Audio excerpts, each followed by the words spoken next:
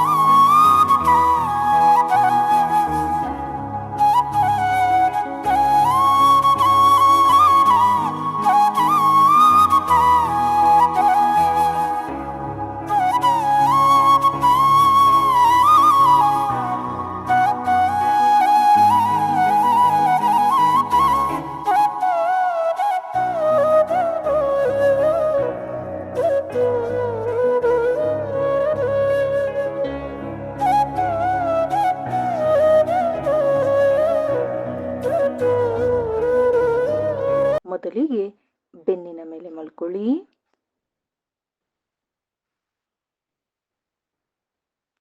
ಎರಡೂ ಕಾಲುಗಳನ್ನು ಮಡಿಚಿ. ಈಗ ಬಲಹಸ್ತದಿಂದ ಬಲಗಾಲಿನ ಮಣಿಗಂಟನ್ನು, ಎಡಹಸ್ತದಿಂದ ಎಡಗಾಲಿನ ಮಣಿಗಂಟನ್ನು ಹಿಡಿಯಿರಿ. ನಿಧಾನವಾಗಿ ಸೊಂಟವನ್ನು ಮೇಲಕ್ಕೆ ಎತ್ತಿ. ಮಂಡಿಯ ನೇರದಲ್ಲಿ ತೊಡೆಗಳು ಮತ್ತು ಸೊಂಟದ ಭಾಗವಿರಬೇಕು. ಹೊಟ್ಟೆಯನ್ನು ಒಳಗಡೆ ಎಳೆಯಿರಿ. ಎದೆಯನ್ನು ಮೇಲಕ್ಕೆ ಎತ್ತಿ. ಇಲ್ಲಿ 10 ಬಾರಿ ದೀರ್ಘವಾದ ಉಸಿರಾಟ.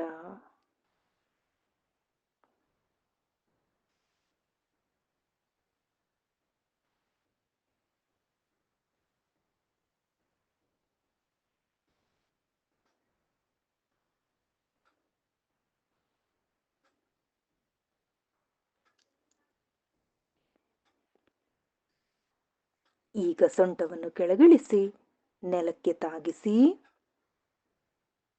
ಕೈಗಳನ್ನು ಬಿಟ್ಟು ಕಾಲುಗಳನ್ನು ಮುಂದಕ್ಕೆ ಚಾಚಿ ವಿಶ್ರಾಂತಿಯನ್ನು ಪಡೆಯಿರಿ. ಸೇತುಬಂಧಾಸನ ಮಾಡೋದ್ರಿಂದ ಏನೆಲ್ಲ ಪ್ರಯೋಜನಗಳಿವೆ ಅಂತ ತಿಳಿಯೋಣ. ಮೊದಲನೇದಾಗಿ ನಮ್ಮ ಬೆನ್ನು ಉತ್ತೇಜನಗೊಳ್ಳುವುದು. ಬೆನ್ನಿನ ಮೇಲಿರುವ ನರಗಳ ಸಮಸ್ಯೆಗಳಿಗೆ ಇದು ತುಂಬ ಸಹಾಯಕಾರಿಯಾಗಿದೆ.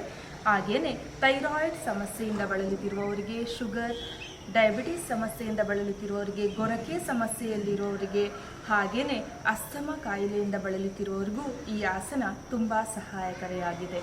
ಉಸಿರಾಟದ ಸಮಸ್ಯೆಯಿಂದ ಬಳಲುತ್ತಿರುವವರಿಗೆ, ನಾಭಿನ ಮೇಲಿರುವ ಕೊಬ್ಬಿನ ಅಂಶ ಕರಗಲು ಇದು ತುಂಬ ಸಹಾಯಕಾರಿಯಾಗಿದೆ.